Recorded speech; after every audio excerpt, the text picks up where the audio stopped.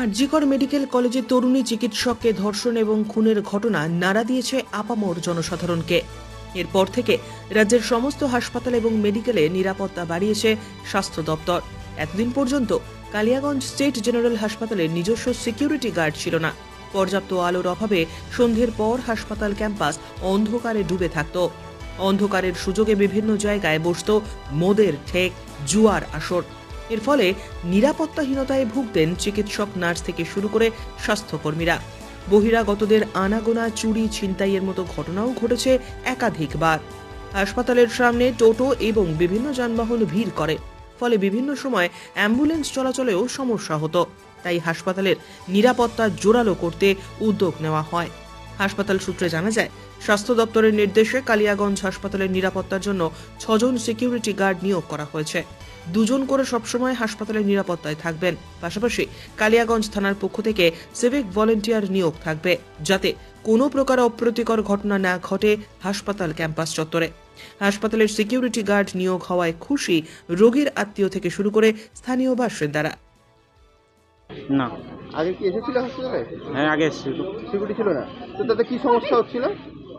এই তো যানবাহনের সমস্যা এগুলো। এটা তো নিরাপত্তার সমস্যা ছিল। সিকিউরিটি হওয়াতে কি সুবিধা হলো? অনেক জনসাধারণের সুবিধা হবে। আগে তো ছিল না, আমি ইদানিং দেখছি যে এখন সিকিউরিটি আছে। সিকিউরিটি না থাকাতে কি ধরনের সমস্যা হতো আগে থেকে? আগে তো জনজাটের প্রচুর অসুবিধা ছিল, এখন সিকিউরিটি থাকাতে জনজাট একটু কম হয়েছে, অনেক সুন্দর পরিষেবা হচ্ছে সিকিউরিটি থাকাতে। নিরাপত্তা তো পাবে কি মনে করছেন? হ্যাঁ, ভালোই আছে। নিরাপত্তা পারবে না? হ্যাঁ হ্যাঁ, বিভিন্ন সময় দেখা যায় হাসপাতালে গন্ডগোল।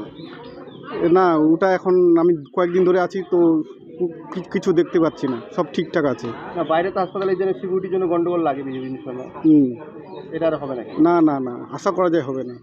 সিকিউরিটি তো এই যে স্বাস্থ্য ভবনের ব্যাপারগুলো, যে আগে তো সিকিউরিটি ছিল না, এবার সিকিউরিটি দেওয়াতে ভালোই মনে করব আমি। কারণ কি এখানে এই যে যান জমাট থাকে, টোটোরও একটা অ্যাম্বুলেন্স যেত বাধাপ্রাপ্ত, বা রুগী চলাচল করার অ্যাম্বুলেন্স, এইসব ব্যাপারগুলো অসুবিধা থাকে। সিকিউরিটি হওয়াতে একটু হয়তো আমরা এইসব যানজমাটটা কমের থেকে বঞ্চিত হব। এটা একটা ভালো জিনিস, নিরাপত্তাটা পারবে, নিরাপত্তাটাও বাড়বে। এটা কি বলবেন? স্বাস্থ্য দপ্তরের উদ্যোগকে খারাপ বলবো না আমি, হ্যাঁ খারাপ বলবো না, কারণ এটা ভালো উদ্যোগ। এটা ভালো উদ্যোগ।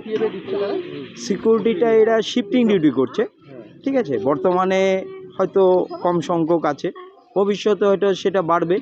তো এখন কম সংখ্যকের উপরে যেটা চলছে, তারা যেটা মানে 6 ঘন্টা মানে শিফটিং আর কি, 3 শিফটিংয়ের ডিউটি হচ্ছে, সেটা হয়তো ভবিষ্যতে এখন 1 জন করে করছে, পরে হয়তো বাড়বে। 1 জন করাতে হয়তো তাদের পক্ষে একটু মানে চাপাচাপিতে পড়তে হচ্ছে, এটাই আর কি।